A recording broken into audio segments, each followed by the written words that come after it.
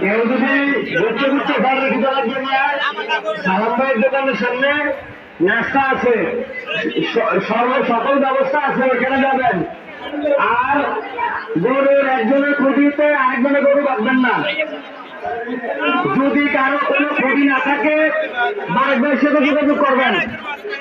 আর কারো গরু অসুস্থ হলে মাদ্রাসার সামনে আমাদের মেডিকেল টিম রয়েছে, তাদের সাথে যোগাযোগ করবেন।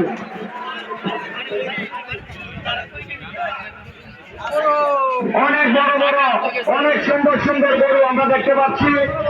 আমাদের গৃহস্থ ভাইয়েরা তাদের অনেক দিনের লালিত পালিত এই কোরবানির পশুগুলো চাঁদপুর গাউসিয়া গরু বাজারে প্রবেশ করেছে এবং গরু আসছে, গরু আসবে, গরু আসতে আসতে ধরে যাবে এই গাউসিয়া গরু বাজার।